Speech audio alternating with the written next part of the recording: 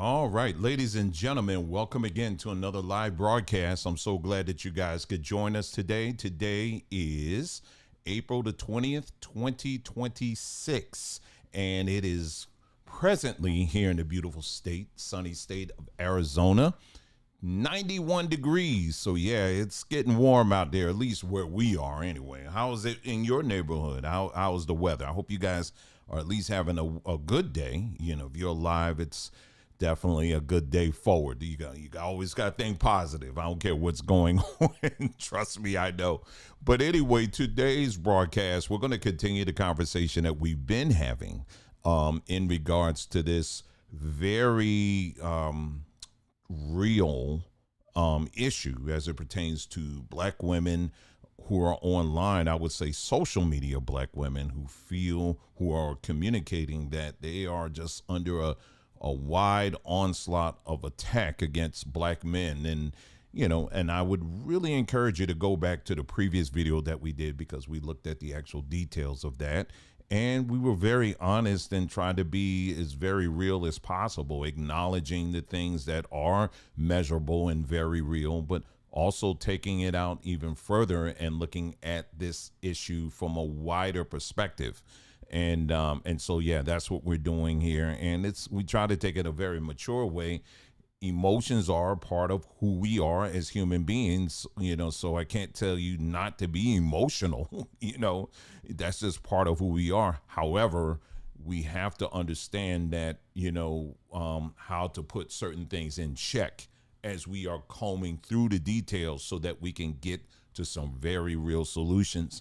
And that's what we're about here. It's not about taking any kind of sides or anything. It's about setting up a foundation where if we're going to have a real, meaningful, truthful conversation, it has to start from a place of absolute truth. And that's what we're about here on this platform. So that's what we're going to do today. Should be a very interesting conversation. I got a lot to share with you.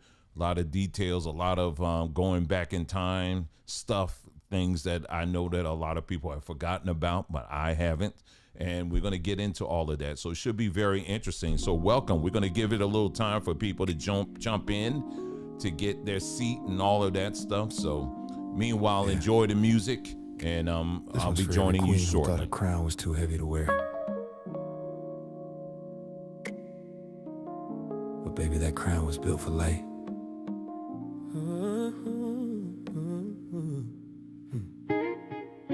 You twist, you turn, you tuck, you side. Mirror talking, why can't it just lie?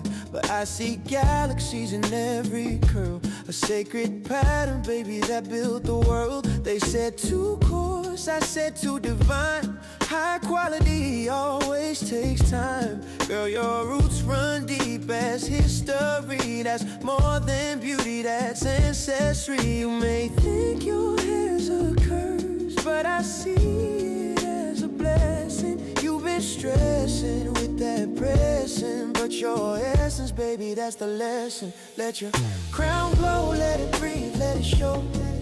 Crowns aren't meant to be covered, no.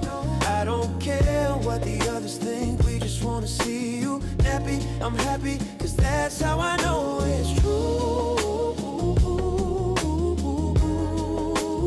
Learn to love your crown, baby, I'll show you how. That's for, see, the sun hits right on them coils so tight.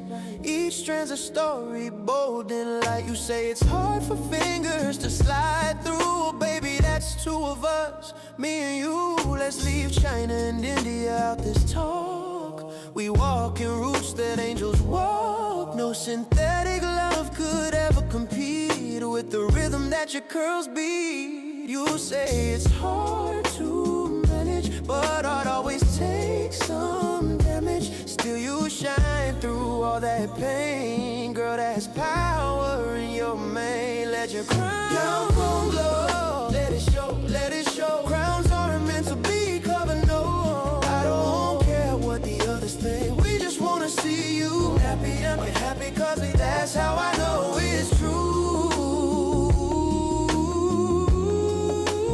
Learn to love your crown, baby, I'll show you how.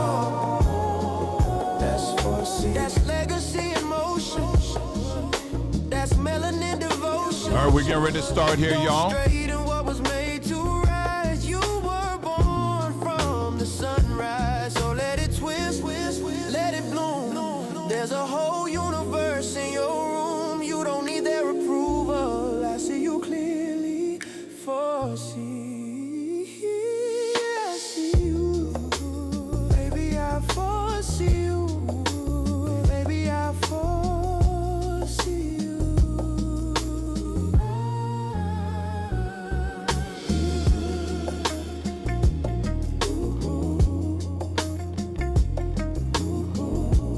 All right.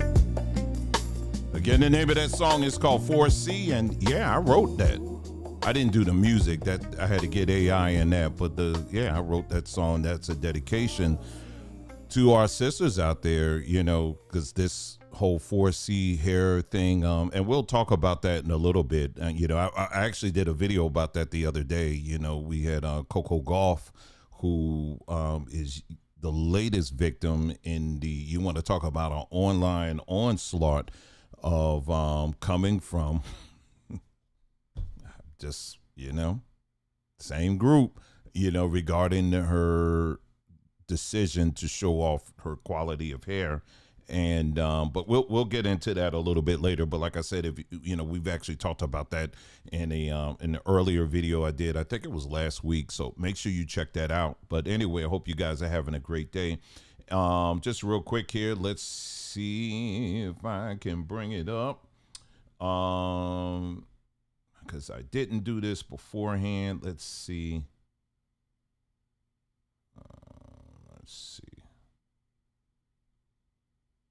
Give me just a moment here. Let's see. There you go. There you go. It does work. Okay. I thought once I start broadcasting, it wouldn't work. Anyway, very quickly here, just letting you know again that we don't just talk about the news here. We actually, or talk about some of these issues, but we also provide some solutions. Over at sambatree.com, the natural alternative. Make sure you check it out. Here's some of the things here. The insulin plant, which is known as, in this case, is the banamba leaf tea leaf. And you definitely want to check that out. If you have any issues with your insulin, you want to check that out. Nature, as I've always tell you on this platform, nature is filled with natural solutions for our bodies. Don't let the pharmaceutical companies tell you any different, that you have to rely on them for everything. No, you don't. Nature has given us the answer to all of these things. We just have to take the time to learn it. And that's what we try to do here at Samba Tree by, you know, not just selling, but we also educate as well. If you're not a subscriber over at our Samba Tree YouTube page, make sure you jump over there, because we're putting up video content all the time and just educating, you know, just on some of these things here. Like this right here, the celery. This is the latest in the line of salts that we already provide here. We have the the black lava salt. We also have the red Aliyah salt. And then this one here, this is a brand new one. This is French gray sea salt. All of them have their special characteristics that contain things that our body needs, like magnesium and iron and a lot of other minerals. You know, in the Western diet, we are, many of these minerals are absent from our diet. We need these we need these minerals in our bodies. And how does this tie into what we're going to be talking about today? Again, magnesium, your brain needs it. And if you're just using regular table salt that's been bleached out of all of its minerals and all of that, then that's part of the problem there. Okay, so we provide some real solutions on that note. Here's another thing. We also have the blue light glasses. I know many of you have seen these things, or maybe you've heard about these things, but let me just tell you very quickly why it's so important. Blue light is something that basically comes from the sun.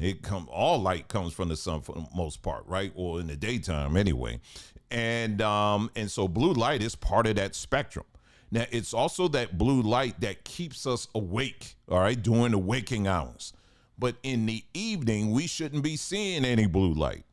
But see, but where does that blue light come from? It comes from our phones, our devices, our computers. And that blue light is what keeps us awake. This is why you got so many people who are having an issue with insomnia, where they cannot go to sleep. It's because of the fact that they are still pounding their brains with blue light from these devices. So if you're going to be online, if you're going to be on the internet with your phone or your computer or whatever, you want to make sure that you're blocking that blue light. And this is a way to do it with these wonderful glasses that we now carry. And so definitely check that out as well. People have actually been jumping on this, and we're very pleased with that, because what this does, it has a direct impact on your sleep, a direct impact on your attitude and your mental health. Really, it addresses all of that. And then coffee and all that kind of stuff here. We have our own coffee line, what we're very proud of, from the design of the bags itself to the actual coffee quality itself. We have all kinds of flavors. Make sure you check that out, along with the supplement line that addresses a whole host of issues. As you can see, I could just go on and on with all of the things that we have over at sambatree.com. So make sure you check that out, that website there, and it's there for you. And we really appreciate each and every one of you guys there, for being there for us and us being there for you. We absolutely love it. It's our life's calling, and we're going to continue to do it the best we can. So anyway, so there you go with sambatree.com. Make sure you check that out. Okay, so let's get into it, because we have, in the last video, we really went in on this whole topic regarding, what happened in this story regarding the unfortunate case, in this case, where you had the former lieutenant governor of the state of Virginia, who basically made the conscious choice to end the life of his wife and to end the life of his wife and himself, and within pretty much the presence of their children. Now, as I said in the last video, and before we got into the conversation, I will say it again for the benefit of those who maybe this is your first time here. Let me just be very clear with that. And that is that there's no defense of what this man did from yours truly. There's no defense of it at all, period. There is no whataboutisms. There's none of that. What this man did was very horrific, and it's sad all around. And so regardless, as we do talk about, like we did in the last conversation we had, we're going to talk more about it today, regardless of the mental health issue that's at the center of this story and other stories like it. Regardless of that, this individual still made the conscious choice to end his life, the life of his wife, and pretty much, made some serious damage to the life of his children as well. Regardless of the, mental health aspect of it, he still made a very bad and very criminal action, period. So there's no defense of it, none at all. So we could just stop it right there. Okay. So if you're thinking I'm only talking about this as a way to defend him, I'm not defending it at all. It's indefensible. Okay. But with that being said, there is, like I said just in a moment ago, there is still very much a mental health crisis that is going on, not only in this particular case, but within the Black community, period. Okay, mental health is something that,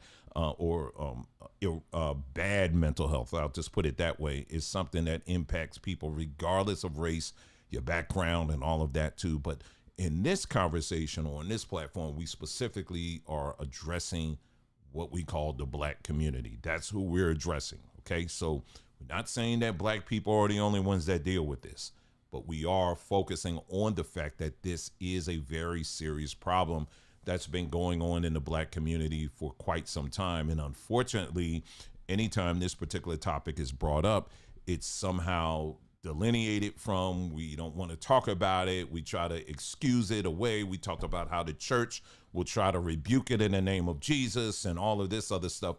But at a certain point, it begins to stack up. And now that's what's happening now. That's what's happening. And that's what we're seeing right now, where it's unavoidable.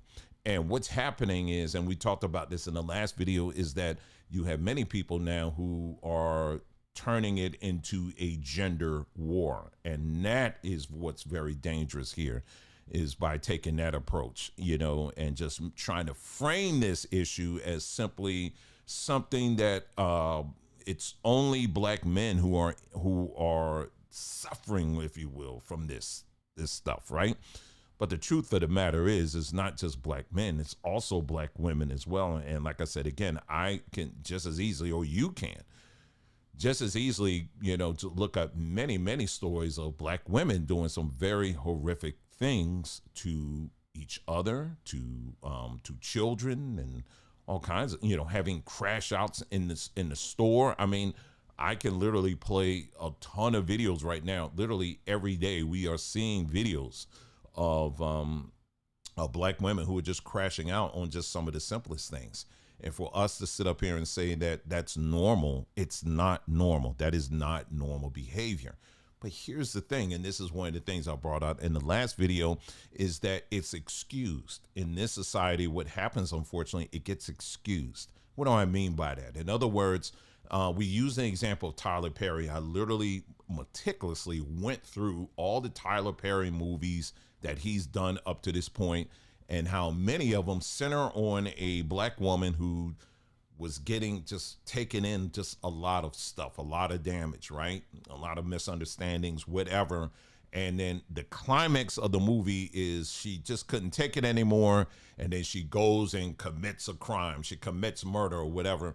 But the whole movie is set up to where we're supposed to have some level of sympathy for this woman, because at the end of the day, she just couldn't take it anymore.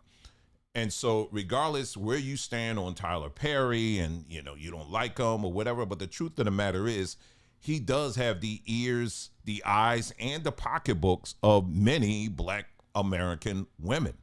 And this resonates with a lot of black women. And so it gets framed as, when women, do these kind of things, or they just flame out or whatever, or act out or whatever, we're supposed to have a little bit more sympathy because, again, these individuals are the ones that are carrying the world on their shoulders. But when a black man does it, now all of a sudden, no, we can't tolerate that at all. I'm just telling you the reality of what's out there. Again, it's impacting both sides, okay? And that's the approach that we're going to take here. But anyway, so we talked about that. We also talked about how the church, and I have some more videos to show you, is certainly not a place for black men to go and to get the help that they need. It simply isn't, and I gave you some examples of that. Now getting back on the topic of black women, the truth of the matter is, and this is something I mentioned in the last video as well, is that when we talk about the issue of, when we look at the actual numbers, and many of you have done that yourself, you will see that, yes, black men tend to be more of the aggressor in these situations than black women are. There's no if, ands, or buts. There's no whataboutisms. There's none of that at all. That's true. Unfortunately, when you look at the numbers, it does show that when you look at it from a per capita standpoint, there you will find that black men are higher on the spectrum when it comes to attacking their women, more so than white men, more so than Asian men, more so than Hispanic men. These are very true facts, and these are things that we simply cannot run away from. Can't run away from that. That's the truth. You understand? So for black women who are out here today who are expressing, regardless if they're being if you think they're being over dramatic or not, the facts are with them on that. So we can't run away from that. Do you understand what I'm saying? So that's true. Okay. What's also true is that in many of our communities, it is in many cases Black men who are leading the way in terrorizing our own communities. I know you don't want to hear that, but it's true. And we know it to be true as well. I did a video a while back where I talked about this thing, and you can look it up. It's called Black Flight.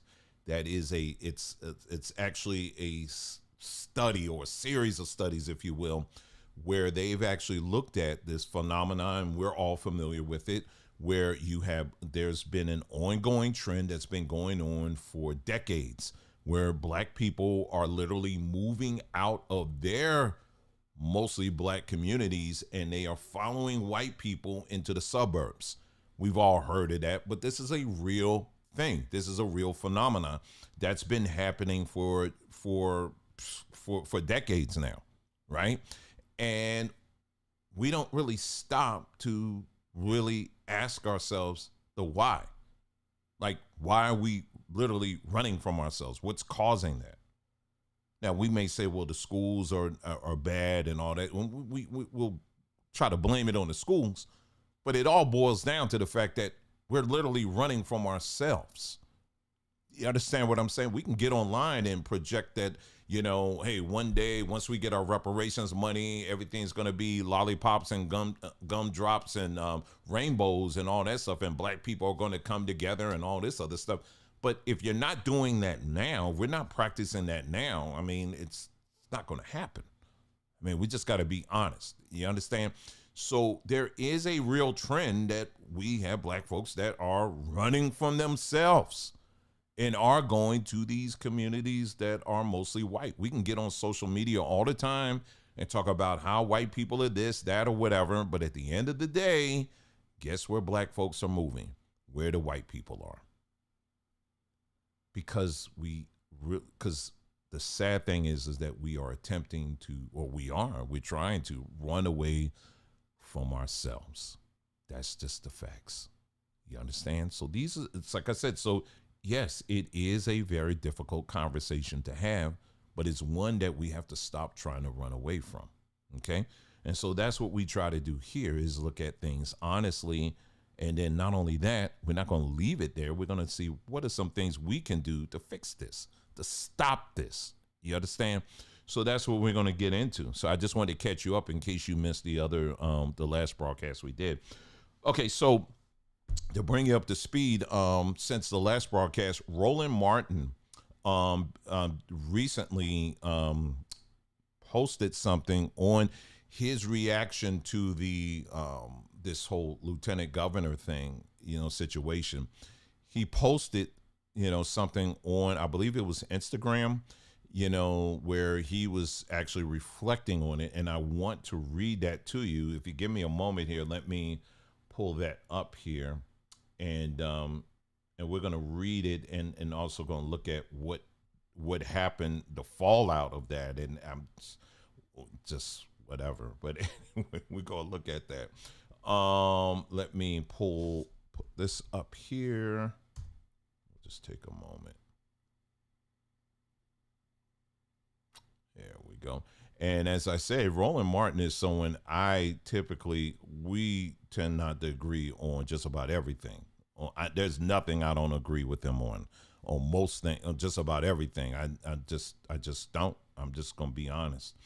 But this right here, it was something of note, and I wanted to talk about it here. Make sure, by the way, if you're not checking out our post on the community page, or what they call the post page, we are posting things on there all the time to really get you to think deeper about a lot of these issues. As you notice, I've been putting things in cartoon format because I find that that's a way of being able to drive home some of these things that we're talking about, but doing it in a more disarming way.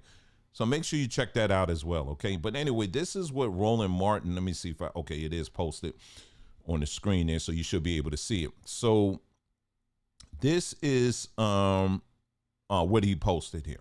All right. So we're going to look over here. Roland Martin said this. He said, Today's Roland Martin Unfiltered is going to be very difficult. I knew Justin and his wife, Dr. Serena Fairfax. I was simply stunned this morning when hearing the devastating news of the murder-suicide. Justin was my alpha, they were AKA, not AKAs, they were Alpha Phi Alpha, sorry, brother. And in the same Sigma Phi, Pi Phi fraternity chapter, Beta Nu. Last year, Serena texted me to tell me that she recommended Norfolk State University to have me as their commencement speaker and was saddened when they picked someone else. Serena, a dentist by profession, was an accomplished woman in her own right. I was personally aware of how devastated Justin was about the 2 sexual assault allegations made against him when he was 48 hours away from becoming governor of Virginia in the wake of Governor Ralph Northam's blackface scandal. His political career never recovered. We often texted, but did not in the last year. I am so saddened for their 2 children. They are now left without a mom and a dad, and now they have to carry the emotional toll of Justin's actions. Domestic violence is real, and so is mental health. I have booked 2 black male mental health experts to speak on this tonight. Please be in prayer for those kids, Serena's family, and Justin's. The tragedy has altered the lives of many. And that's pretty much what he wrote there. And there was actually fallout on this. And people felt that if Roland Martin was basically taking more of a softened approach, I guess, when it comes to this guy here, Justin.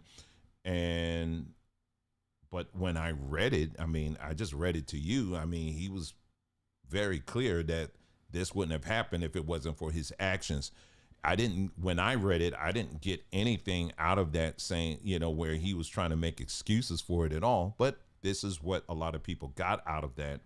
And one of those people, and I put in the description of this video here, I talked about how, yes, there are many black women. If you go on Twitter right now, I literally, I could barely get on it now. Like, not that I don't have the ability to get on it. I just choose not to because it is an extreme toxic environment right now. I mean, the amount of black women in particular that are finding all kind of ways to attack black men, it's really something. And it's something. Now, do they represent the totality of all black women? No, they don't. I've always said that.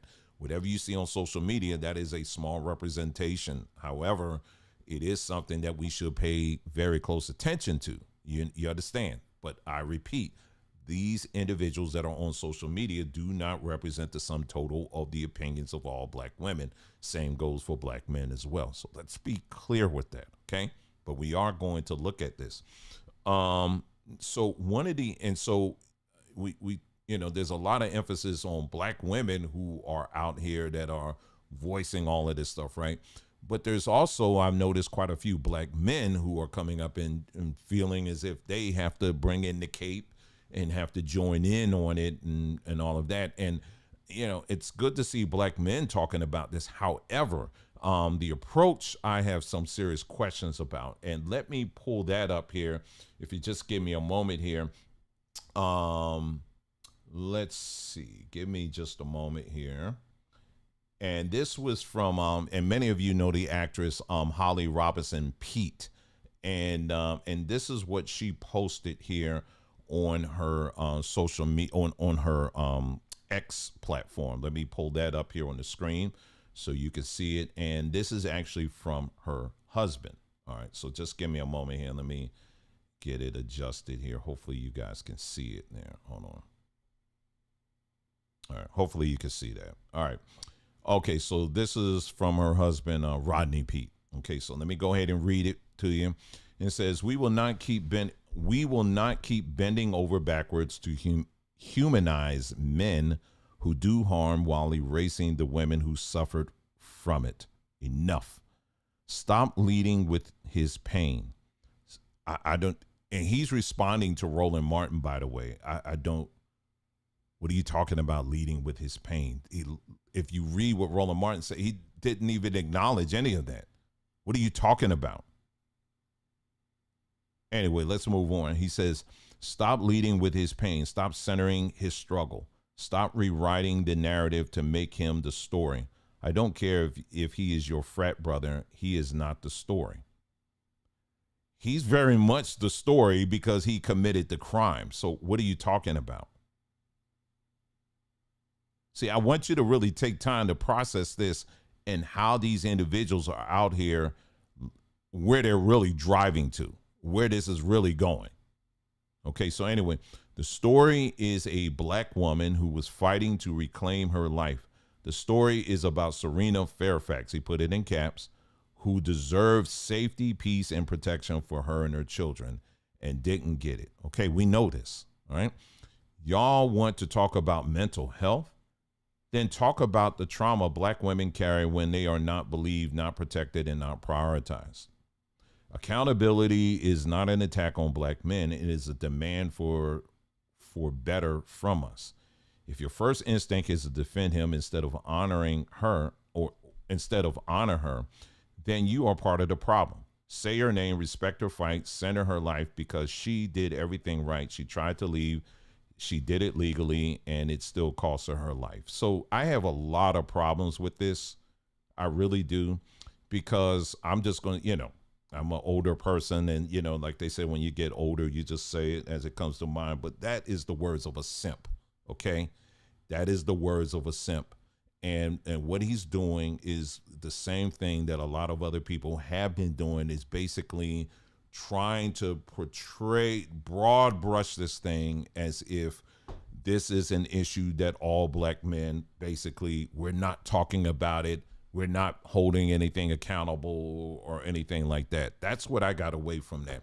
But the reality is that there are many black men out here who have been talking about mental health and all of that stuff for years. This has been an issue for years that black men have been talking, in regards to that. But again, going back to what Roland Martin wrote, I didn't get anything out of that where he was trying to make it seem like that was okay, what he did, and we need to understand. No, I thought Roland Martin was taking a very good approach by saying, hey, if we're going to understand why this happens, why is it that black men like this former lieutenant governor is doing these kind of horrific things, then we need to talk to some professionals who understand why these things are happening. That only makes sense. If I'm having issues with my car, I'm not going to talk to just any random person in the street. I'm going to talk to someone who has studied this and understands why these things are happening. But somehow that you can't do that. We already know. And then also too, there are two types of men, and let me be clear with this, who are giving voices, who are adding voices into this conversation. All right. Number one, you got voices like mine, right? I'm trying to really look at the facts here and really trying to, let's stay on point so that we can fix this stuff, right? But you also have another voice that's been active in these conversations, and that's homosexual men. That's the part we don't want to talk about.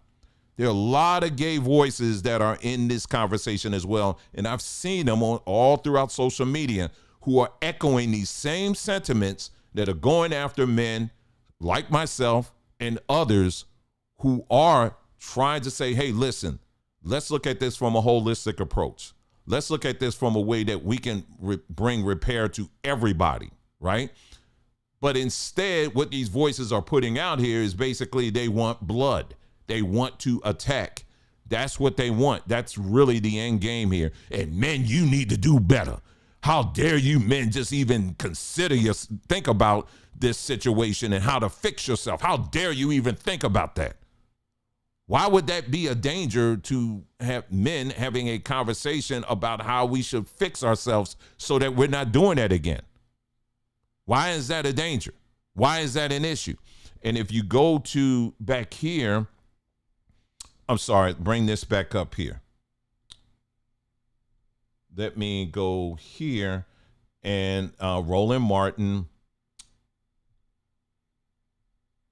was asked, because he's Boule, and he acknowledged that. He was asked by the Boule, trying to get it so y'all can see it on the screen here, to take the post down. And it says, I normally don't, and this is Roland Martin. Excuse me. He said, I normally don't delete any social media posts unless there's a factual error, but I have deleted my Justine and Serena Fairfax post because the leadership at Sigma Pi Phi Fraternity Inc. asked me to do so in order to adhere to the Boulet's social media policy on sharing member names and images of our society on social media. So they wanted him to take it down. Why? Because he's actually talking about a very real issue that needs to be addressed.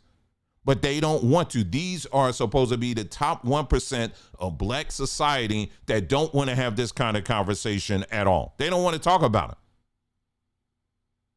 Instead, we got to focus on these lives that are lost. We got to focus only on that. And don't you dare bring up these black men in this conversation. Yes, we can talk about the lives that are lost, and we need to. But we also need to talk about the people and why they are doing this so that we can stop the madness. Why can't you do both? I don't understand. Why is that an issue? Why can't we do both? But people out here, they only want to focus on one side of it, and that's it. That's a problem, and I find that very problematic. Let me switch back here, and I'm going to show you something else that I find very problematic on what he wrote, and this is going to her husband specifically, because her husband specifically, or if you know anything about Holly Robinson Pete, well, they have a son that has autism. So and this is him right here.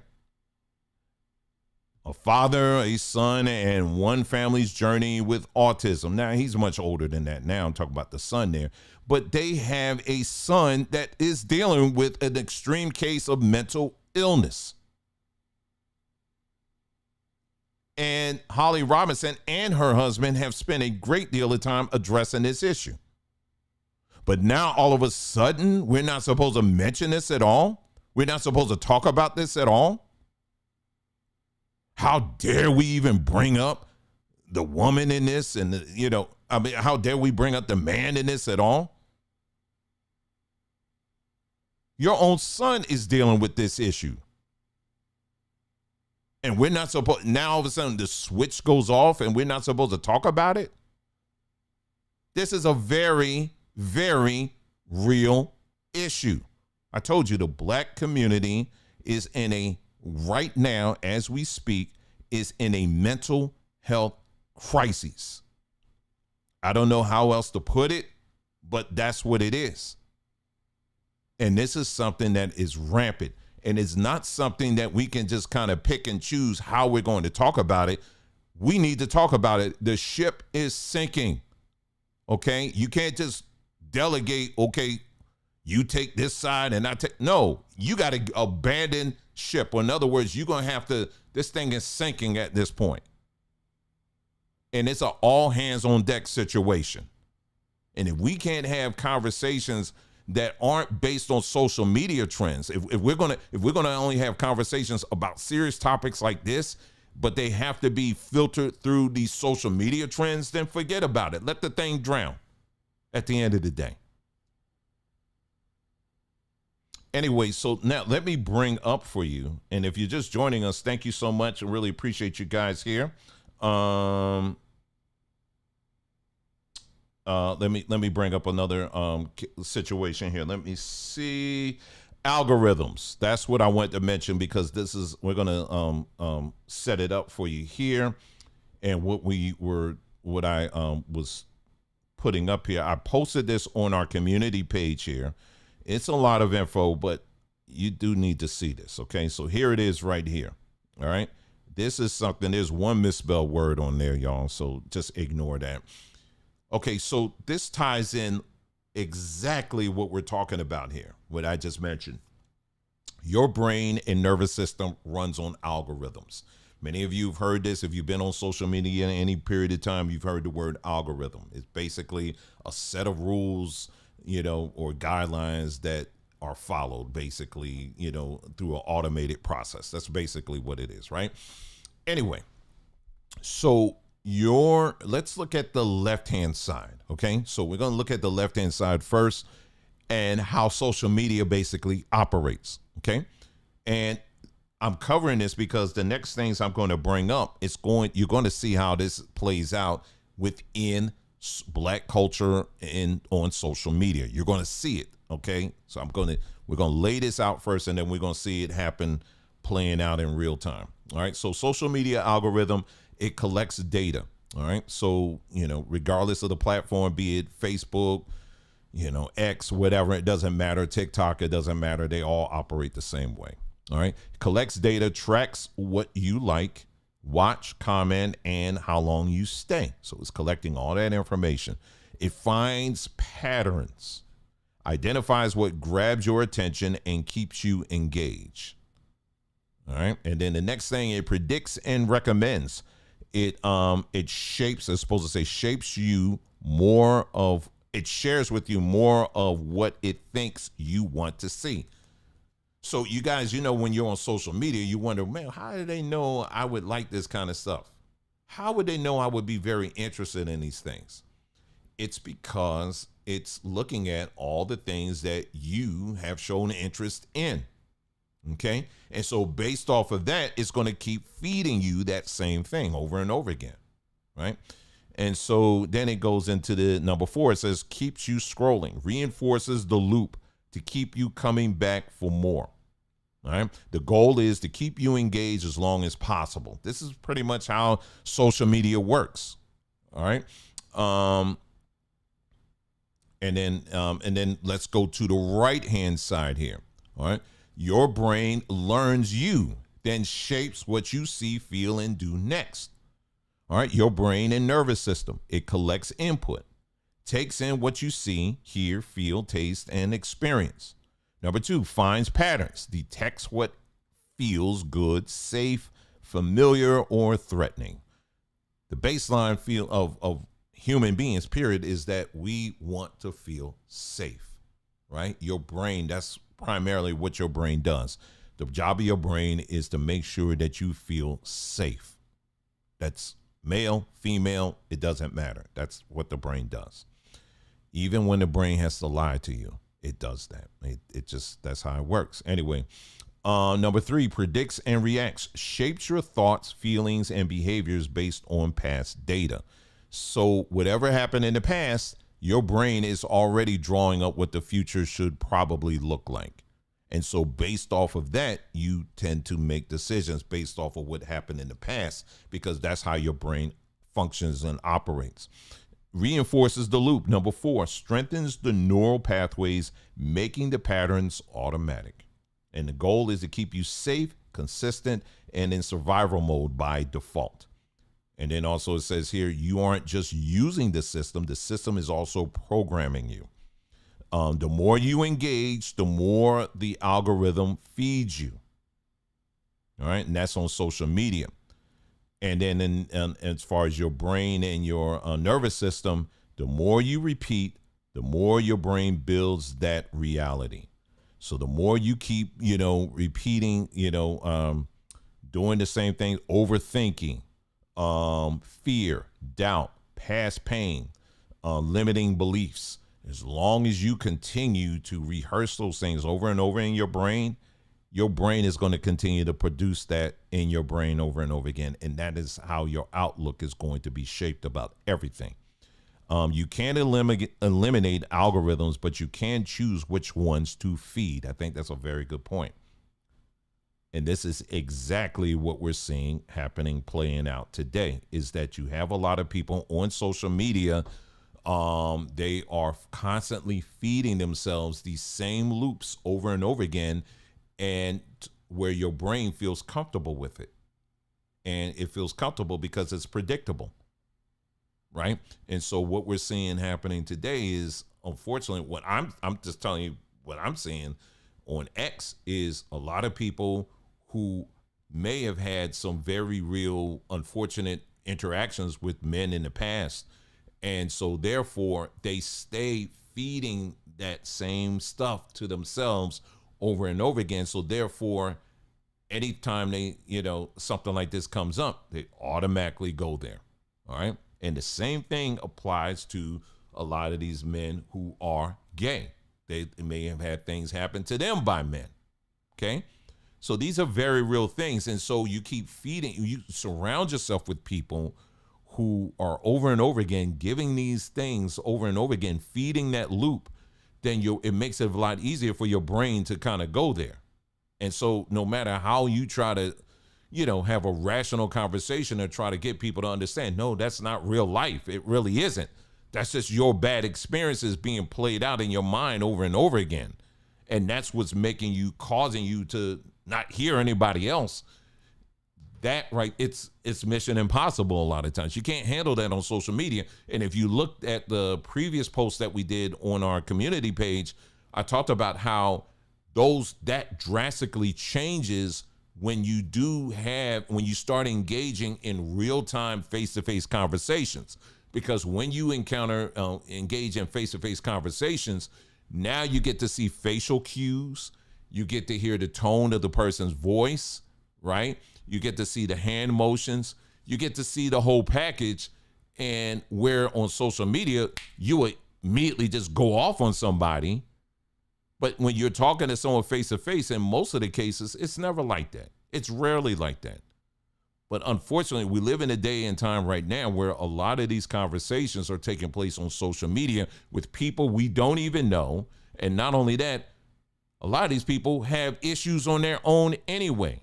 And you got people taking advice from people who have real mental issues. And they're like, yeah, see, they're right. You're exactly right. Just feeding the loop over and over again. You understand what I'm saying? And this is applicable to both men and women. So it's not just a women, it's men too that play into this and are impacted by this. I've talked about that as well. Okay. So anyway, let's go to an example here of where this plays out. And again, if you're just joining us, thank you so much. Yeah, let's jump into it. So do you guys remember the story about the missing girls in DC? You guys remember that? I certainly do. Because it was very, like many of you, it was very concerning to me as well to hear that black girls were being, according to social media, black girls were being snatched off the streets at random and nobody's talking about it. Remember that? I definitely remember that. And it became a whole trend on social media. And it's funny, and this is just social media, period. People will keep saying, why nobody's talking about this? Why nobody's talking about this? Why nobody's talking about it? I'm like, there's literally a million y'all talking about it. Somebody's talking about it. But anyway, that's neither here or there. But it became a huge thing. It's about as big as what you see this latest thing that's happening right now. Huge. And of course, there was a lot of concern about it. Right? And let me play for you. Let me see if I can get this video up. Because we covered that whole story. We stayed on top of that story because, yeah, it was to me, I was very concerned about that, like many of you. All right. But let me find that video here. And I'm going to play this video for you. And then I'm going to tell you exactly what happened. All right. Let's see. Get that here.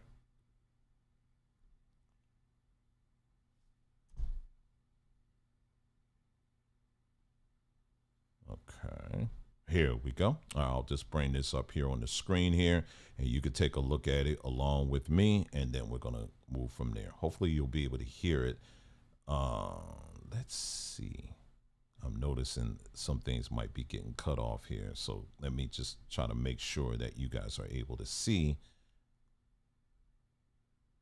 this right here. Okay, here we go. Here we go. There we go. All right, let me go ahead and play it. Hopefully you should be able to hear it. Let's go. Let me go ahead and turn that volume up. Let's take a listen. New at 11, D.C. police confirming that posts on social media about several missing persons cases in the district are inaccurate. This comes after several concerns were expressed online after videos were posted. Our Alexis Wainwright shares more on what police are saying, but also how this is a lesson for those who believe everything they see online. We've had several people reach out with concerns, but also frustration about us not covering several young women being reported missing in recent days. But police say it's simply not true. And now we are shifting the focus on how two local organizations continue to work to help families of missing people here in the community. It's very hurtful because then, you have doubters, you have people who think, oh, this is another hoax. Several videos were posted online discussing an increase in several young women being reported missing in recent days. But D.C. police confirmed Saturday that those claims are not true. We have not seen an uptick in cases or reports from families or from the community, but we are keeping an eye on the issue. But now It takes away from the work, but I don't get frustrated because, I don't know what that person's intent was. This is just a time, I think, for us to educate. nonprofit organizations are using this moment to focus on the work that is being done. We use this as an opportunity to continue the conversation around missing people of color. Henderson Long founded DC Missing Voices, a nonprofit and private detectives agency working to help bring more resources to the community and help families find their loved ones. He says, unfortunately, he's witnessed a similar situation like this on social media a few years ago. Those same videos and those same pictures that are in that post were the same girls. And despite this challenge, after 17 years of bringing more awareness to the alarming rate of people of color who are missing, Natalie Wilson, the co-founder of Black and Missing Foundation, is shifting the focus back to the main goal. We can no longer turn a blind eye to this issue because there are too many children that are missing. And we do know that in the spring and summer months, that's when most kids go missing. They both say social media is a very powerful tool that should be used, but are reminding people to be mindful before posting. With our organization, with the Black and Missing Foundation, we verify every single case before it's uploaded to our database and we share it on social media. So if you have some concern or you just don't know what to believe, please go to our website. If you want to help, check with the police. DC police say on average more than 5 critical missing person cases happen daily. So far, 919 have been closed this year and 99% cases were closed in 2024. Let me stop there. Okay, so that's done there. Let me because I want to read what she just said there. So far, 919 have been closed this year, and 99% of the cases were closed in 2024. All right. So we see that there. So hopefully you guys were able to see that video there. Let me close out of that. So what ended up happening, because like I said, I was on this story like a hawk, was this. The DC police, they were updating their system, their missing person system. They have, like most of the police departments, they have like a separate system that, or a separate department where they're just dedicated to missing person cases, right? And so what was happening was I was trying to find that exact press conference, but I could literally see it in my head. It's on YouTube somewhere.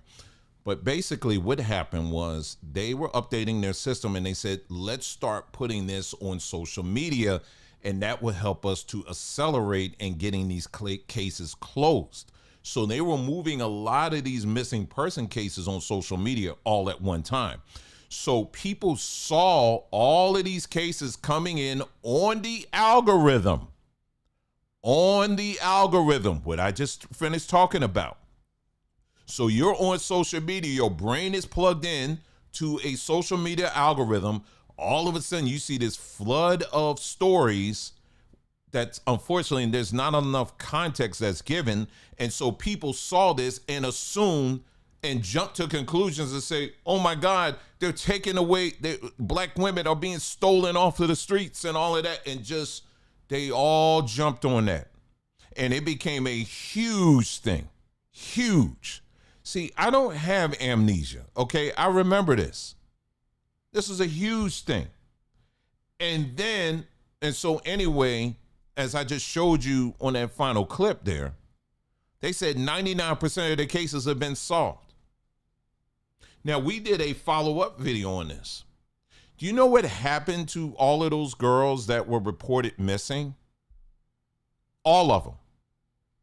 It may have been a couple, but that actually were kidnapped. But the vast majority of these girls, black girls, mostly black girls that were missing, they were runaways. They were runaways. They were running away from their house, a place that is supposed to be the most safest place for a child. These black girls were running away from their own house. So we did a follow-up video on that.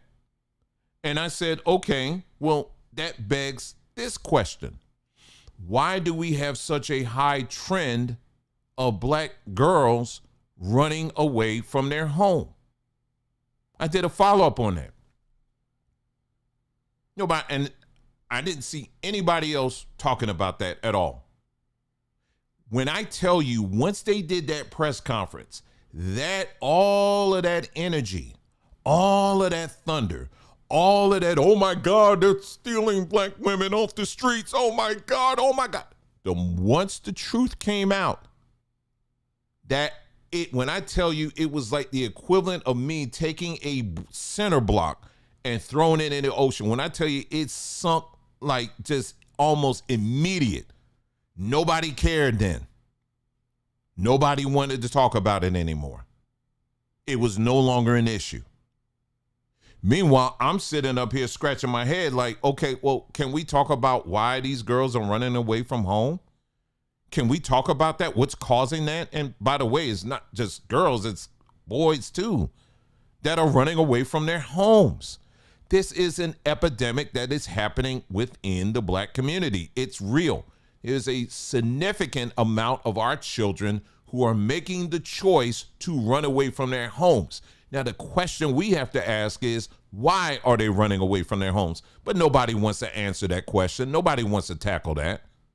The only time that most black people will even care about any of these children is if one of these runaways end up dead because they were killed by a white man. But other than that, nobody cares. Nobody wants to answer the question, what exactly took place or is taking place in the home that's causing these young ladies and these young men to run away from it? We don't want to talk about that, but it's true. You want to talk about mental health? I mean, here you go, right here. Here you go. And then to follow up on that, there was another, you remember recently, what was it, last year? Here was another thing that came down, the algorithm. And they kept repeating this over and over again, kept saying 300,000 black women lost their jobs. 300,000 black women lost their jobs. And they kept saying this over and over and over again. And I said, you know what, let me look into that. So it was true. It was actually probably a little bit higher than that, 300,000. But all of them, not some of them, all of them were federal workers. And to have that conversation, we had to delve even deeper on what led to that point, right? It wasn't just simply Trump or whatever just ran through the federal, departments and said, okay, if you black and you're a woman, we're cutting you. It wasn't that at all. This was something that as black folks, we kind of set ourselves up for that. You understand what I'm saying? And again, you got to just go back to that video where I really broke that down and talked about that, where we put too many, it basically comes down to putting too many eggs in one basket. We're out of all racial groups, the middle class of black people relies the heaviest on federal employment. Let me say that again.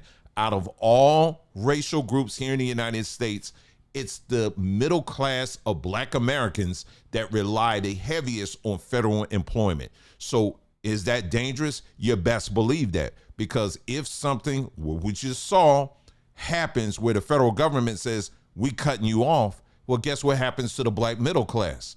Well, the black middle class goes down. What happens to just about all the other levels? They're going to be impacted as well. There's no other group that builds like that except black people. Now, there's a lot of reasons that contributed to that and why those decisions were made. But the fact of the matter is that is how the black community economically is set up right now. We rely heavily on the federal and state government. That's true. So that's what I got into on the details of that. But here's the thing. They kept playing this on repeat. And if you spend enough time on social media, they keep saying this. Well, don't you know 300,000 black women lost their jobs? Well, let me update you on a couple of things, okay?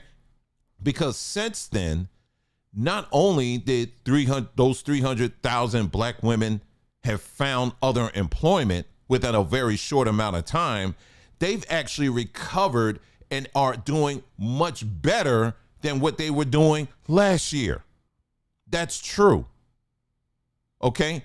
Now, during that same time that black women were losing their jobs in the federal government, guess what was happening with black women in the private sector? They were doing fine. In fact, they were excelling. You can look all this stuff up, you guys. Now, during that same window, and we're still in the window right now, you want to know what was going on with black men during that time? Well, right now, it's over 500,000 black men have lost their jobs or considered unemployed.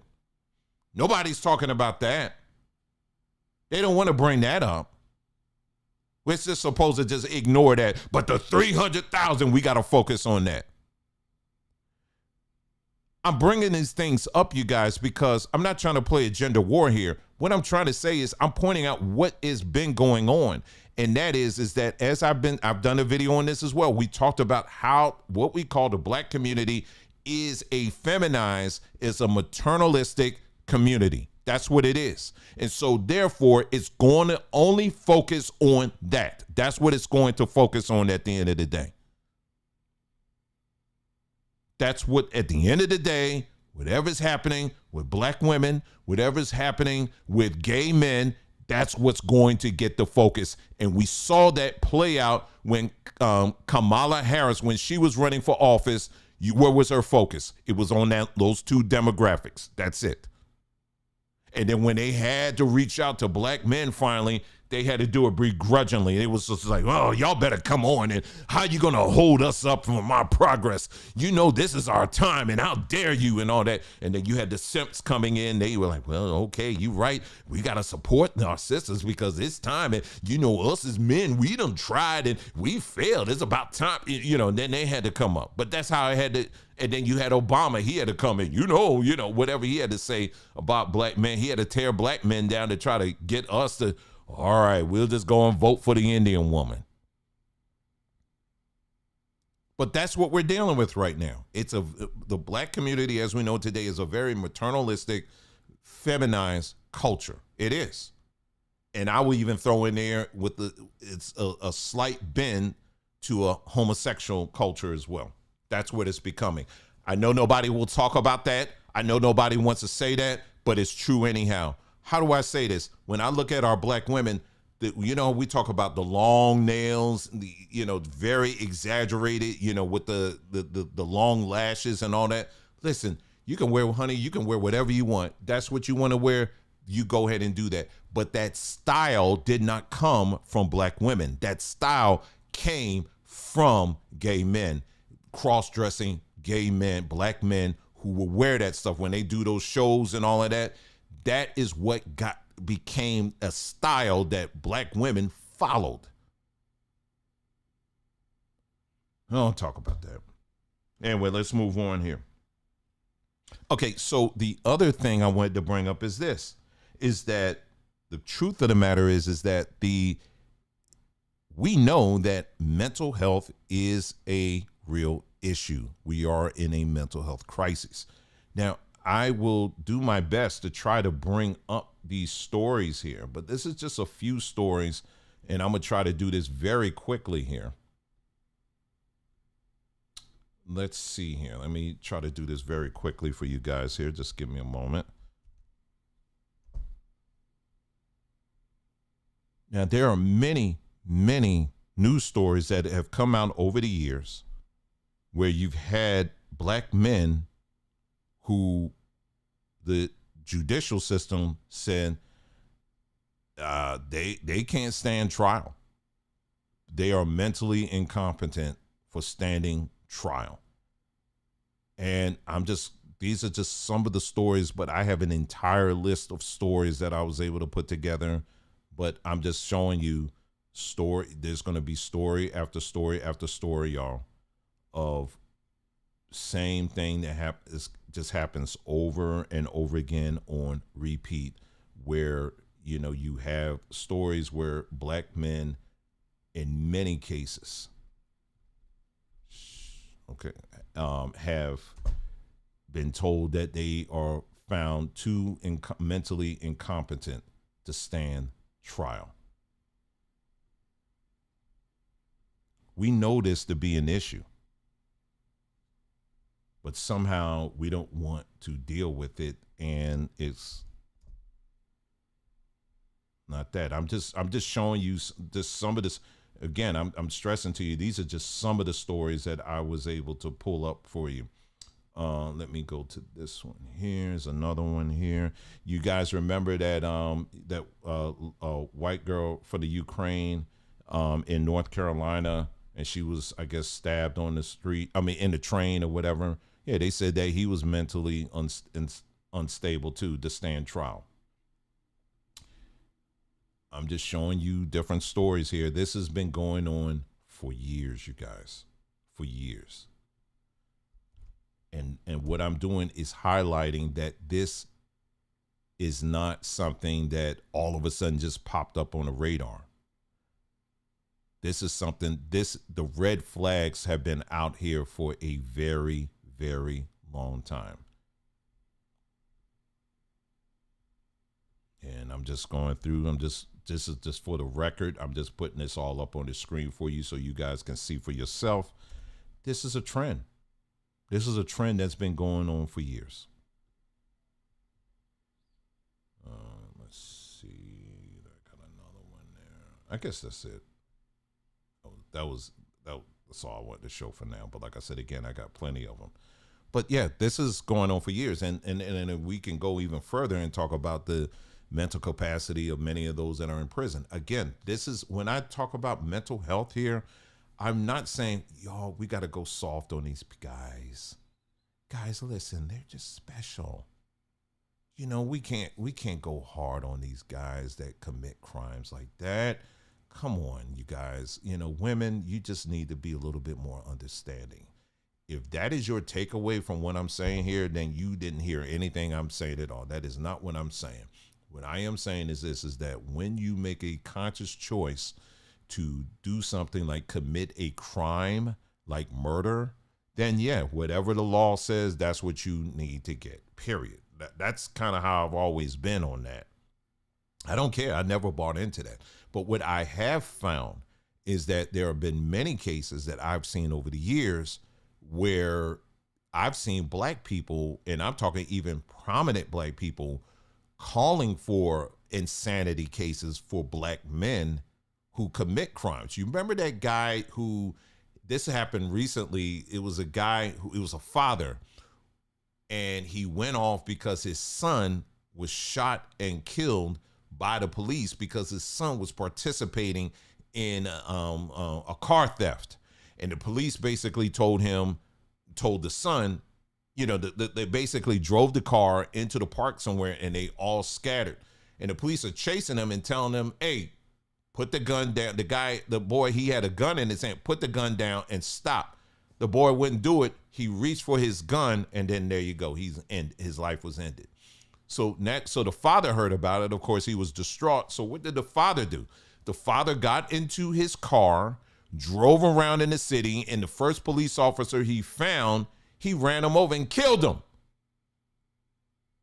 And, you know, he was in, you know, there's the video of him, you know, at his hearing, and he's like mugging all the cops like, yeah, I did that. Yeah, I did that. And black people, see, y'all, some people had these, we're going to talk about mental health. They had this selective memory. I don't get it. I remember all of this stuff. This just happened not too long ago. You had black folks saying, well, you can't hold it. He was distraught. You got to understand, he was distraught. He lost his son. Again, making excuses.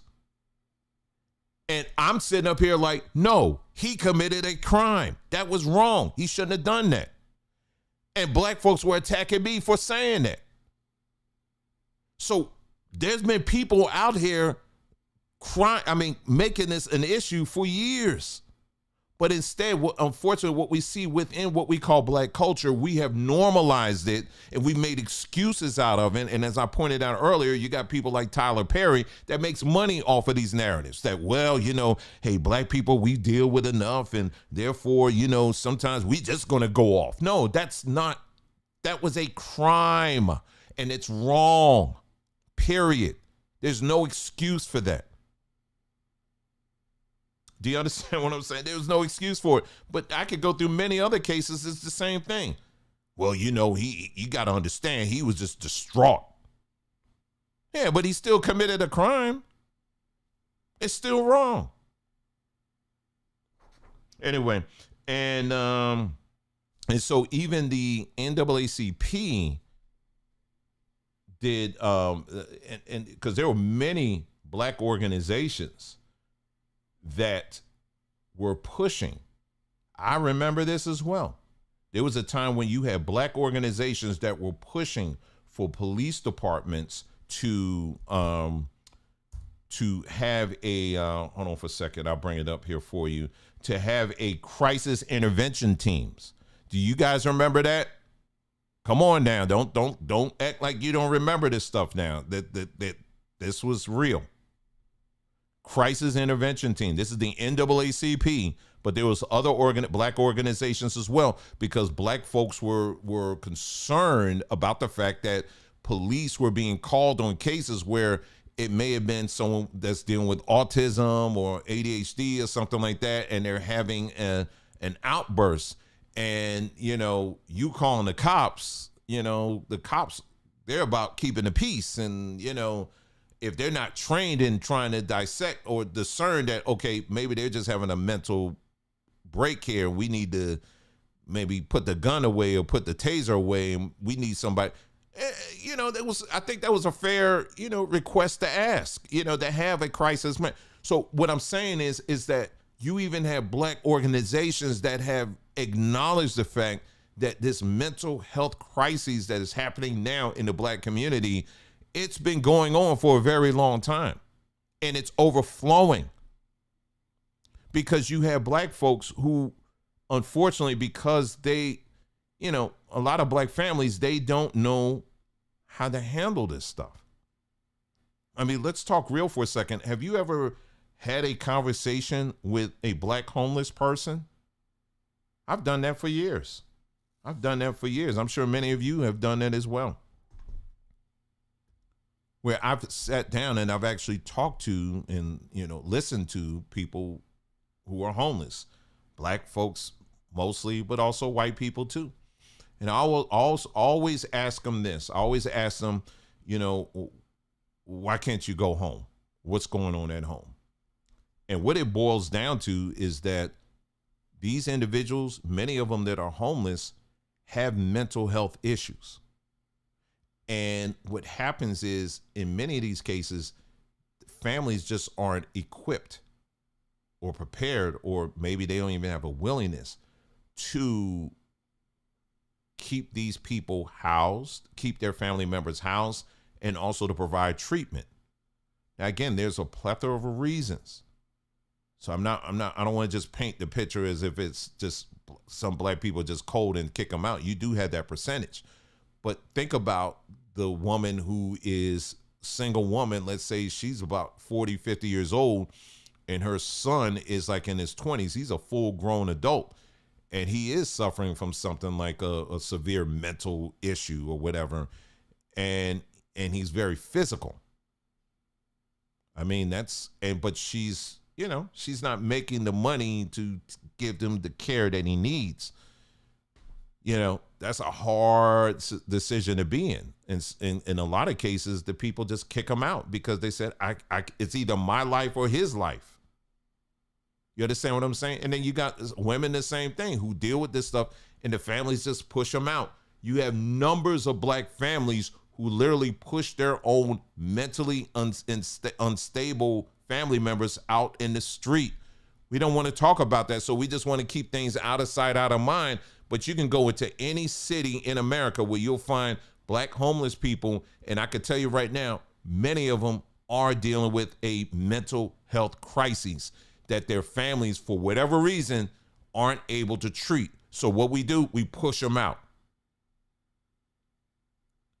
That's why I can't buy this BS that people try to sell on social media, like, we are family, but you kick your own family members out for whatever reason. I don't buy that. And neither should you. You want to have a conversation about mental health crises? You want to have that conversation? This is part of it. This is very real. Now, finally, I do want to show you these videos here, going back to the, give me just a moment here. I'm just checking. Anyway, let me share with you, finally, these video clips here, you know, that kind of underscore a couple of things here. Let me get my thing together here.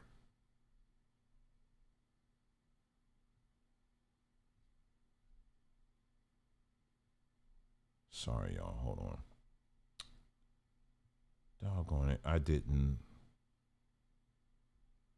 Why they didn't come over? Anyway, let me just start with this. I think I'll just start with this here. Wow, there's some that didn't come over. Hold on. Oh, I see what happened. Here we go. Here it is. Let me share with you this one. I wonder why I did that. Okay, so let me share with you with this one here. Let me pull that up here. And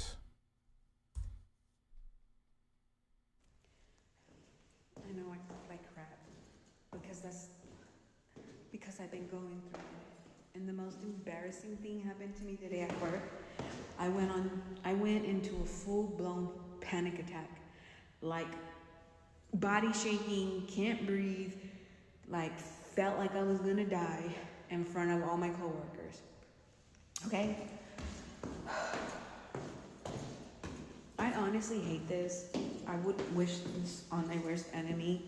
You know, between the bipolar, the PTSD, and the anxiety, that's a lot to deal with.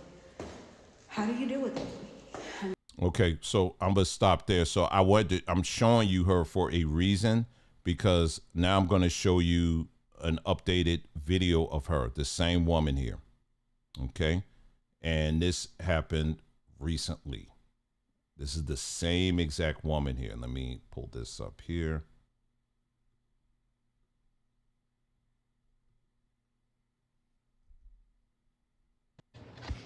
Good morning.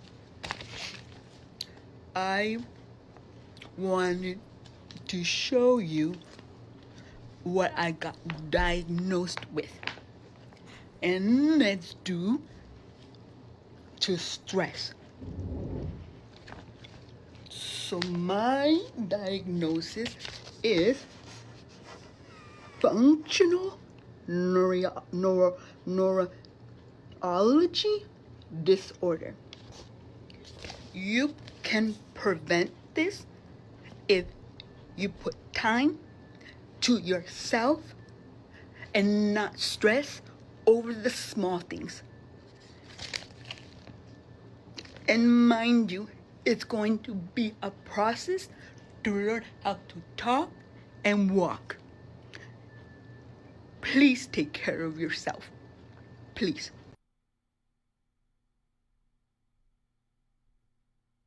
Okay, so that's the same woman. And so what she's saying she suffers from, and I looked this up, it's called functional neurological disorder. I've heard of that. And it's something that some doctors will actually, because it's something that it can come about it's almost like what they would call like a nervous breakdown almost. It's similar to that, where it just your nervous system can only take but so much until it just kind of breaks down. And one of the things that happens is what you just saw there, where this woman, and I went through her page, and she talks about all the different things. Just trauma on top of trauma on top of trauma. And, and so, of course, I looked at what are the statistics as it pertains to Black women on this. And of course, it's pretty high. And basically, if you heard what she said, she talks about how when you are trying to carry things, see, we make it into a badge of honor a lot of times, particularly as Black folks, when we say, I just have to carry everything myself. No, you do not. You do not have to carry everything yourself. You don't. You need help, especially when you're dealing with stress and trauma and all of that. And what happens is that your body will let you know if you're carrying way too much or things that you should not be carrying. And so I wanted you to see that, because this is what can happen if you are constantly trying to carry everything yourself. Your nervous system will break down, and it will cause this kind of behaviors to happen. And from what I understand, this is something that has been a growing thing that's been happening for some time now, just across the board with women. They said it impacts women mostly. So if you find yourself carrying a lot of these stressors, whatever or whoever is causing that, take care of yourself, prioritize yourself first. You understand what I'm saying? And, get the help that you need above all else. Okay. Because otherwise you are ultimately doing your body a lot of damage, y'all. You are. So I just want you to see that visual, because that's very real. All right. Anyway, let's move on here. Let me see, what was the other thing I want to show you here. Is that, and I'm going to keep bringing up the homosexual men part, because this is something this is the other voice that is contributing to this whole situation here. Now, this is, how you hear about the Black Barbie dolls and all of that, and you got Black women like, oh, we finally got representation. Well, let's look at one of the main people who is actually designing those doll babies. Let's take a look at that. Let me see. I just want to make sure it's showing up here. Okay, here we go. Hi, I'm Carla Nguera, and I'm a Barbie designer here at Mattel. One of the favorite Barbies that I've ever designed in my career is this line called Barbie You Create. And the cool thing about these dolls is that they have wigs. I'll be attending Barbie Dreamfest in Florida, and I'm so excited to also be a judge for the fashion show. So I want you to bring Barbie the Boots Dream House down on the runway. Can't wait to see you all. So you got men who are designing Black women as dolls. Those same dolls that when you see, them flash it up on social media, they're like, oh, we're finally being represented. But look who's putting together immortalizing your image. This gay Black men. And this one, he even put a little wig on it and everything. Oh, you go, girl. Clock it, or whatever it is. But this is who numbers of Black women, unfortunately, see no problem with this at all. That you got gay Black men or gay men, I should say, in this case, who are formulating, immortalizing your image as a woman. Anyway, and I'm just putting it out there. Anyway, let's move on here. The other thing, let's see. And this emphasizes, this kind of underscores my point that I keep bringing up over and over again, and that is how the church is not a place for healing of mental health, okay, particularly for Black men, and I would say Black women as well, but, we're talking Black health just in general, so we'll just put it that way, okay? Let's look at this. This is what the church is doing. This is what the Black church is engaged in right now. And they had, and people had the nerve to get up here and try to defend this. And I'm like, y'all, this is what's going on.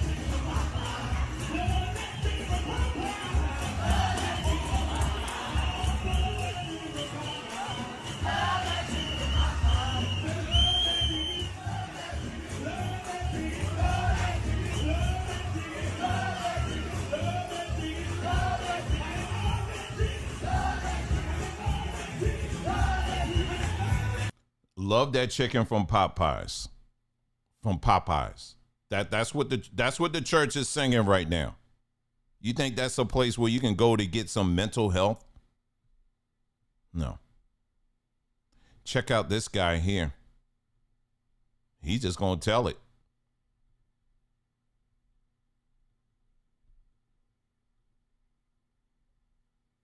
Hold on. Here it is. But I'm not operating as a man tonight.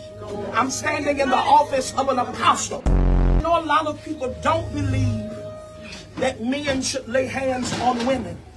But I'm not operating as a man tonight. I'm standing in the office of an apostle. And an apostle is neither male nor female, but it is an ascension gift. No one in your region knows your name. You ain't no apostle. You just... All right. So there's, they say he's operating as an apostle, and apostle is not male or female. Again, do you think this is a place that men can go to get the help that they need? We're really trying to bring some real solutions to stop, to get our brothers to basically to stop being, the ones that are where they believe that this aggression is their only way out, so to speak. You think that going to a church in this day and time now is an option, a viable option? Here's another one. Do you think this here? Let me play this one.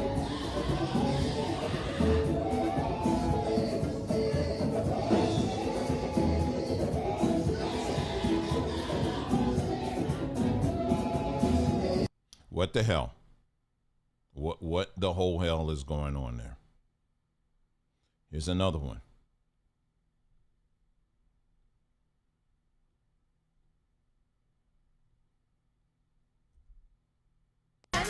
We've come to give God the highest praise, acknowledging Him always, and all God's people say, Hallelujah, Hallelujah,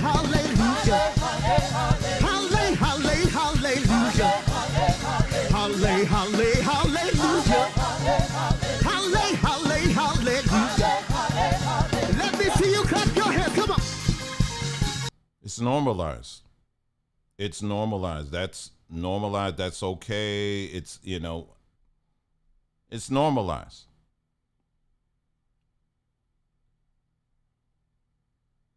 This is not a place for men to go to get any kind of help. It isn't. I don't know what this one is here. Hold on, let me see.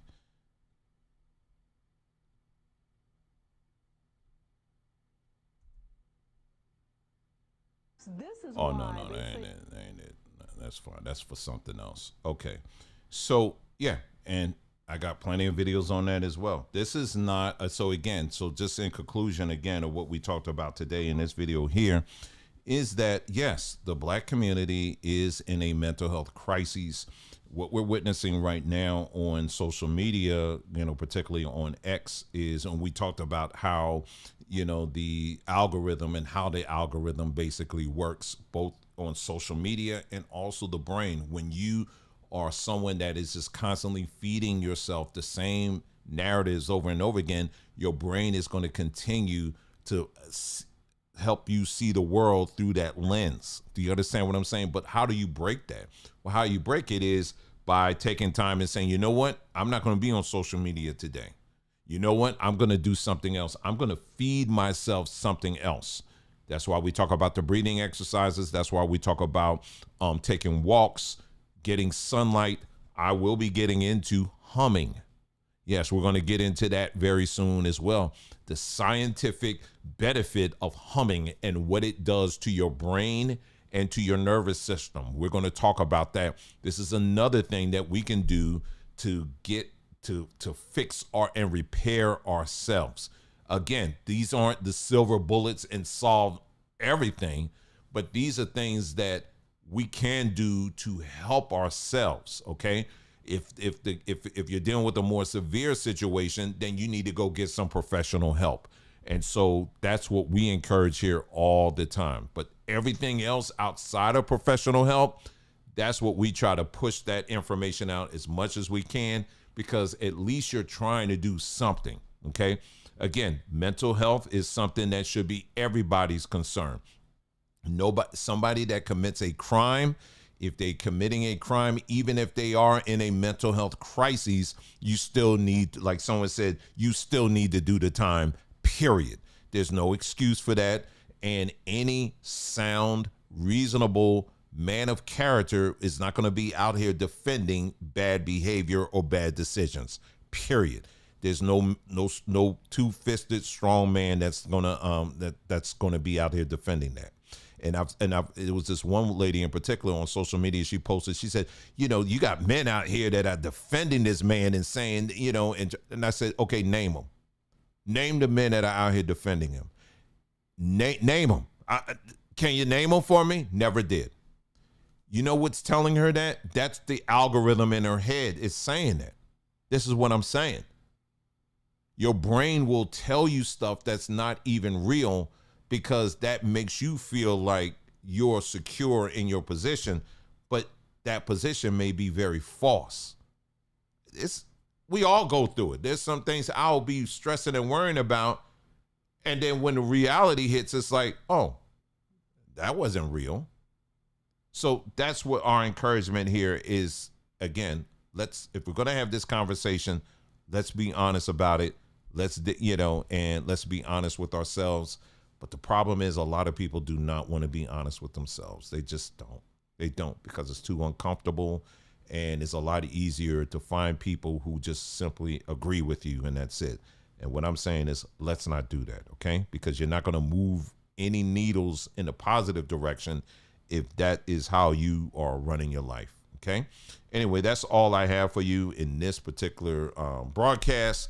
Thank you so much for tuning in, you guys. As always, you guys take care, and we'll be talking again soon. Yeah. Take care. This one's for every queen who thought a crown was too heavy to wear. But baby, that crown was built for light.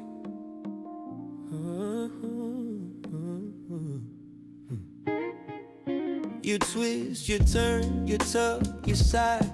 Mirror talking, why can't it just lie?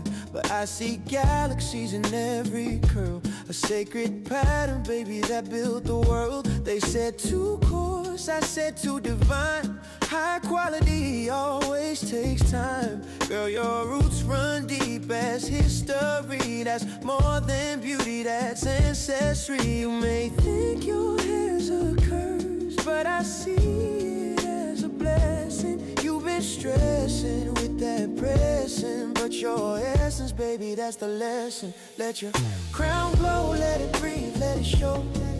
Crowns aren't meant to be covered, no.